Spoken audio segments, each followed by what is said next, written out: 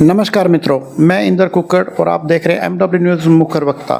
जैसा कि आप जानते हैं कि हम आपको अनेक जनप्रतिनिधियों से रूबरू करवाते हैं, ऐसी ऐसी शख्सियत से रूबरू करवाते हैं जिन्होंने अपने जीवन के अंदर समाज को एक अलग दिशा में ले जाने का प्रयास किया हो, युवाओं को मोटिवेट करके सकारात्मक दिशा की ओर ले गए हों और वो कहीं ना कहीं सफल भी हुए हों। आज मैं पहुंचा हूं हनुमानगढ़ ज़िले की अराइयाँ वाली ग्राम सेवा सहकारी समिति के अध्यक्ष हैं जोगेंद्र सिंह जी ओलख, जिनके साथ में मैं मौजूद हूँ। जानूंगा मैं उनसे कि अराइयाँ वाली जो ग्राम सेवा सहकारी समिति है बहुत ही बड़े संकट से निकली है और किस तरह से निकली, किन किन समस्याओं का सामना करना पड़ा, कैसे कैसे उनको जोगेंद्र सिंह जी ने सोसाइटी को किस तरह से सुचारू किया। जोगेंद्र जी, सबसे पहले आपका बहुत बहुत स्वागत है जी हमारे चैनल में।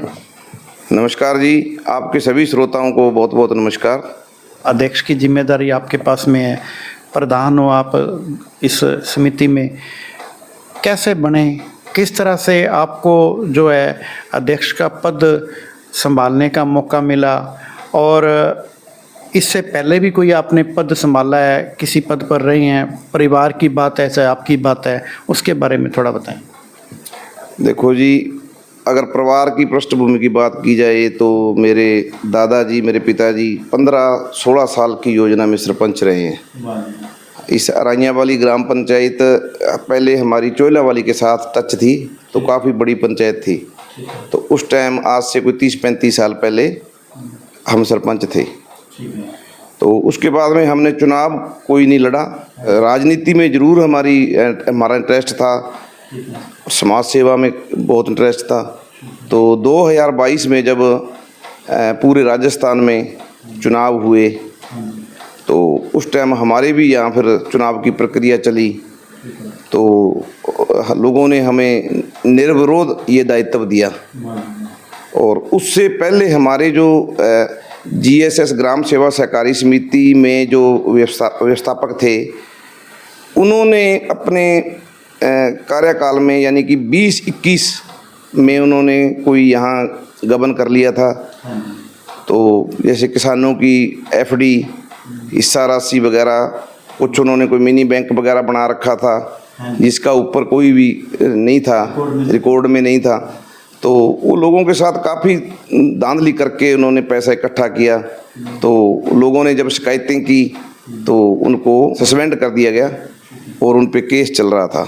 जब हमारा नया बोर्ड बना, तो नया बोर्ड बनने के बाद में हमने देखा अभी हमारे पास तो कोई समिति का रिकॉर्ड ही नहीं था। जो समिति का रिकॉर्ड था वो पूर्व व्यवस्थापक के पास था, तो राजेंद्र सारन था उसका नाम है। तो उससे हमने बहुत बार रिकॉर्ड मांगा, उसने न्याय नहीं दिया।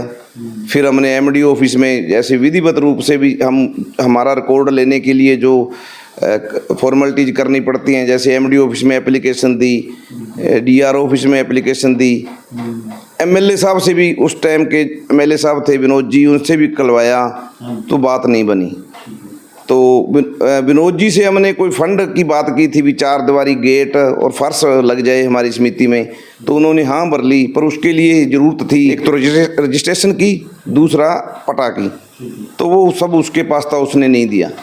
तो ये चलता रहा। चलो, उस टाइम चुनाव करवाने के लिए हमारे आए थे साहिर सिंह जी, इनकी ड्यूटी लगी थी। तो इनसे हमारी पहले की जानकारी भी थी, भी बहुत बढ़िया आदमी हैं, बहुत अच्छे व्यक्तित्व के धनी हैं, अच्छी सर्विस रही है इनकी। तो हमने उस टाइम जब ये चुनाव करवा के गए, नया बोर्ड बना, तो हमने रिक्वेस्ट करके इनको यहाँ का दायित्व सौंपा। तो तब से साहिर सिंह जी बहुत अच्छी तरह से अपना कार्य कर रहे हैं। उसके बाद में हमने यहाँ कणक गेहूँ खरीद का सेंटर भी हम लेके आए और पिछले वर्ष 16-17 हज़ार गट्टा कणक का यहाँ खरीदा गया FCI द्वारा। पट्टे की व्यवस्था फिर आपने कैसे करी? जैसे हमारी संस्था का पटा और रजिस्ट्रेशन, ये जो सहकारिता विभाग का ऑफिस है जहाँ इनका रिकॉर्ड पड़ा रहता है, तो 1962 में हमारी ये रजिस्ट्रेशन हुआ था हमारी ग्राम सेवा सहकारी समिति का। तो तब के रिकॉर्ड में इसका पटा और इसकी कॉपी थी। तो जब हमने पूर्व सेक्रेटरी से तो बहुत बार आग्रह किया तो उन्होंने नहीं दिया रिकॉर्ड। तो फिर हमने विधायक जी से कह के गणेश राज जी ने हमारी बहुत मदद की। तो इन्होंने वहाँ कुछ किसी कर्मचारी की ड्यूटी लगाई, तो वहाँ से हमें कोई महीना 1.5 महीना लगा उनको छानबीन करके इतने पुराने रिकॉर्ड में से हमारी संस्था का पता और रजिस्ट्रेशन की कॉपी उन्होंने हमें उपलब्ध करवा के दी। तो उसके बाद में ही हमारे यहाँ गेहूँ खरीद का वो केंद्र स्वीकृत हुआ। और आगे 2025-26 में जो कोई बजट आएगा एमएलए साहब से, तो उसमें इसकी 4 दीवारी गेट और फर्श वगैरह का कोई बजट लेंगे। अनेक जद्दोजहद के बीच में चाहे तो कर्मचारी वर्ग हो, उनसे भी आपने काफ़ी जैसे कहते ना भी मिन्नत की, ऐसा प्रयास किया कि सोसाइटी को ऊंचा उठाया जा सके। और बात करें प्रशासनों से भी और उसके अलावा जो राजनेताओं से भी, ये तो बहुत बढ़िया बात है कि इस नियमित क्रम में आ गई है। नहीं तो कहते हैं कि जो समिति में गबन हो जाता है वापस उसी स्टेज पर लाना बहुत मुश्किल हो जाता है। तो अब ये नियमित लाने में विशेष रूप से आप किसका आभार व्यक्त करना चाहेंगे? अगर आभार की बात की जाए तो सबसे ज़्यादा तो मैं जो हमारे एमएलए साहब हैं गणेश राज जी बंसल, उनका बहुत तहे दिल से आभार प्रकट करता हूं कि उन्होंने हमारी बहुत मदद की। उनकी बदौलत ही हमें पटा और रजिस्ट्रेशन उपलब्ध हुआ।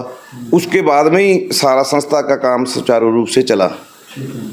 और आगे के लिए संस्था को एमएलए फंड से कोई योगदान देने के लिए उन्होंने पूरा हमारे साथ वचन किया हुआ है।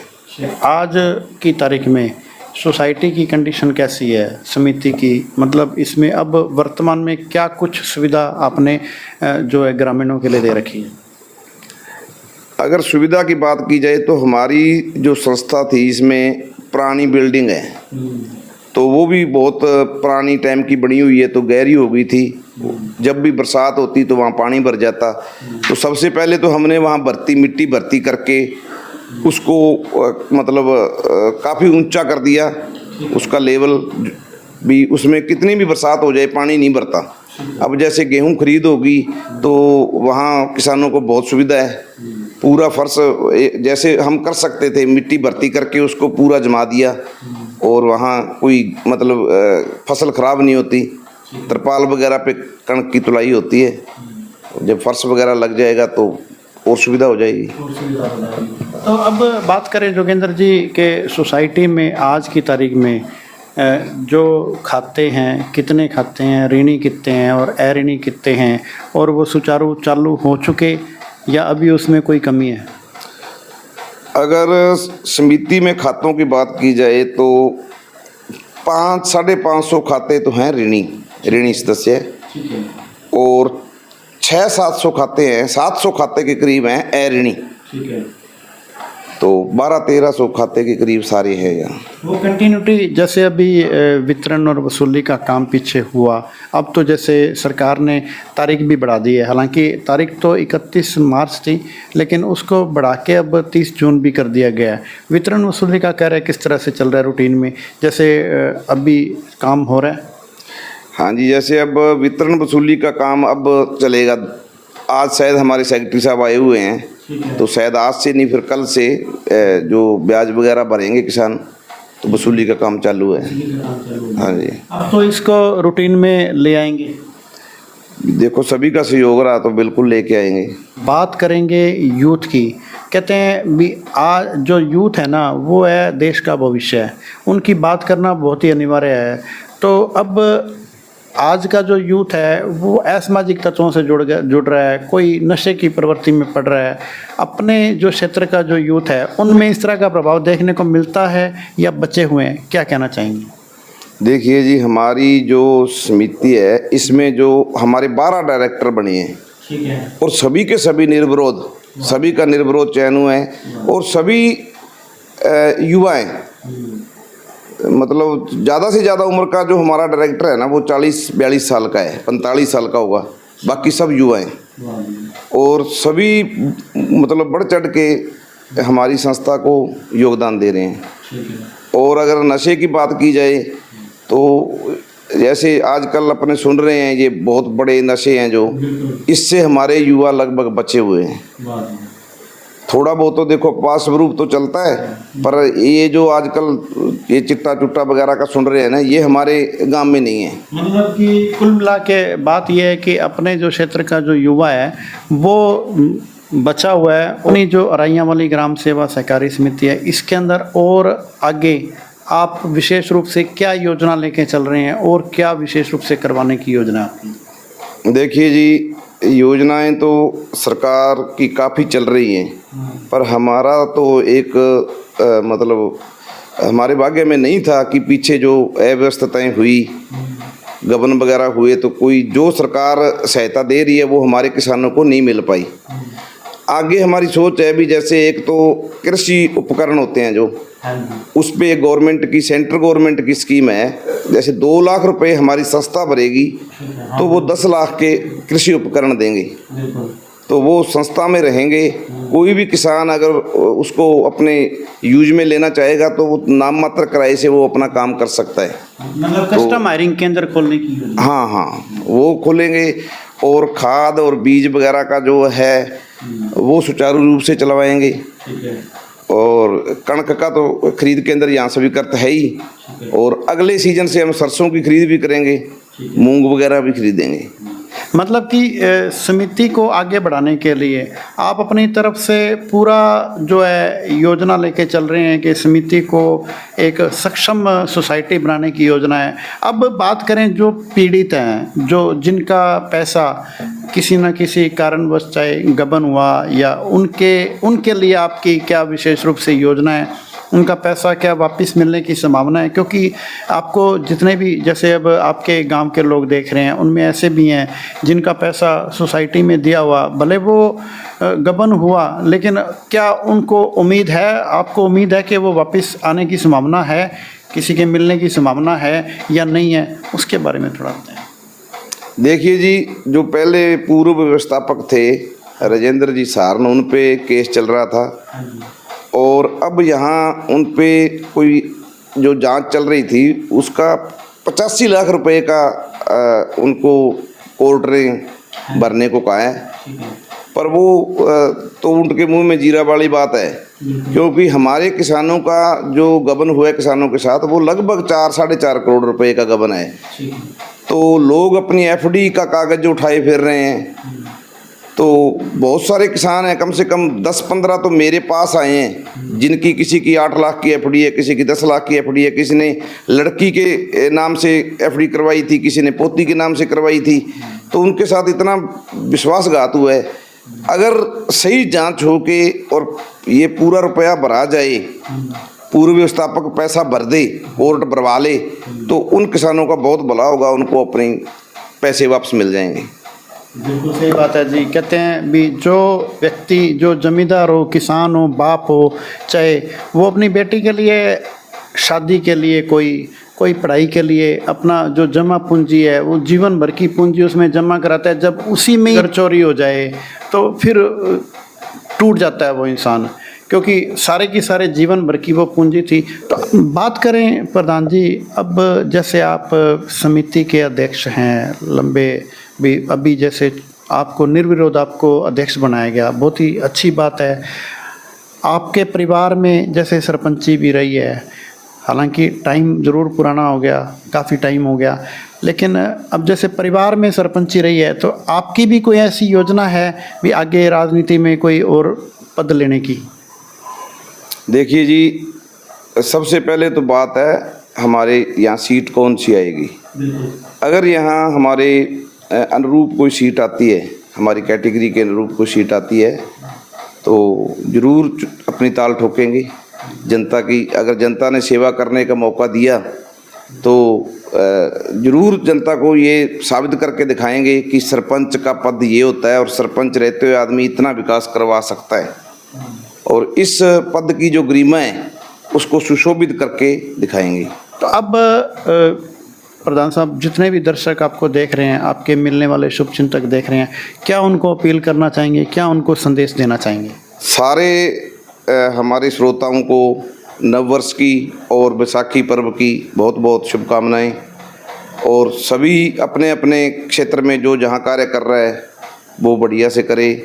और हम तो यही संदेश देना चाहेंगे कि हमारा जो ये हमें दायित्व दिया गया है GSS ग्राम सेवा सहकारी समिति का, इसमें जो हमारे पीड़ित किसान हैं उनको उनका जो हक छीना गया है वो हक दिलवाने का प्रयास करेंगे। जैसे अब कोर्ट ने उनको 85 लाख रुपए का वो भरने के लिए कहा है, तो हम उससे संतुष्ट नहीं हैं।